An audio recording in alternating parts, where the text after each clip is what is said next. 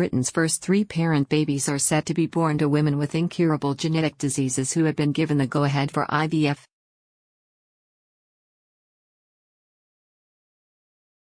Two women have received approval to each have a baby using the DNA of a separate healthy female donor.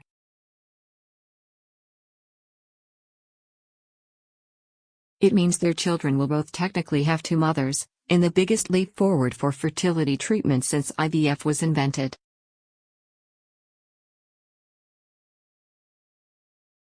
Newcastle upon Tyne Hospital's NHS Foundation Trust was given the green light to carry out IVF using the DNA of two women last March.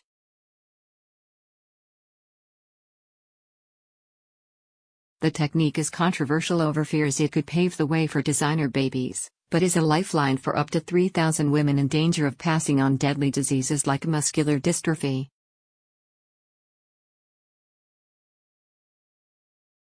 Now the first candidates have been given permission to go ahead with IVF.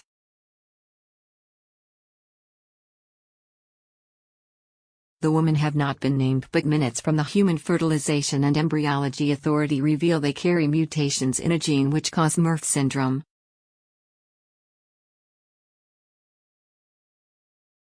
The neurological condition, which affects only around 1 in 100,000 people, can cause seizures and muscle weakness, often leading to early death.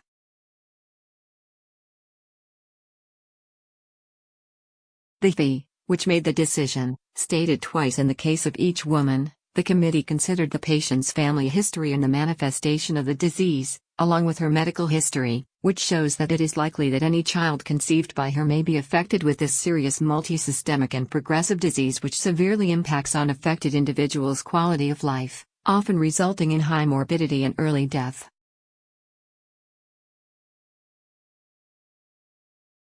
Critics fear mitochondrial donation could become a slippery slope eventually used by couples in the UK in order to change characteristics such as personality and eye color in their children.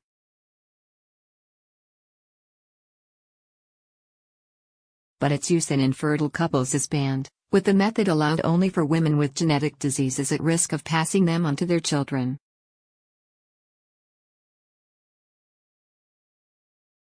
The technique was first made legal by parliamentary vote in 2015, before the Newcastle Centre was granted a license to perform the treatment.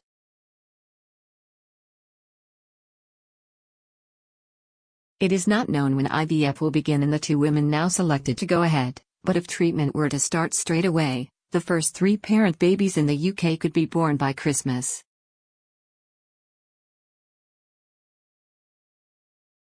Up to 25 women across the country are eligible for treatment in the first 12 months and every year after that.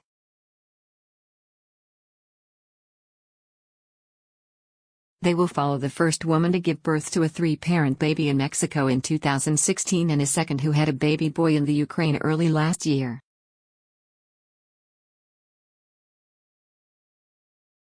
Controversially, in the last case, the child was born to a 34-year-old woman who could not get pregnant, but was claimed to have reversed her infertility using genetic material from a second woman.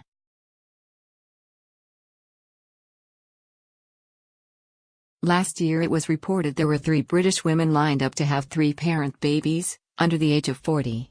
It is possible Britain's first three-parent baby could be born to two mothers who know each other, with eligible women understood to have asked female friends to be egg donors.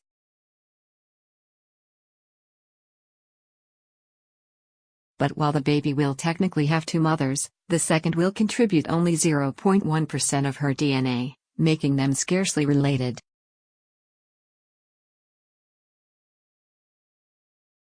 The HFE asked the Centre for Consent to check up on the health and development of the babies born using the new technique.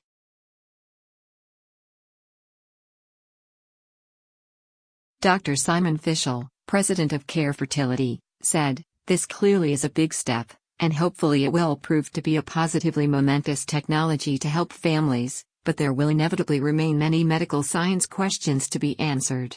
They can only be answered by using the technology."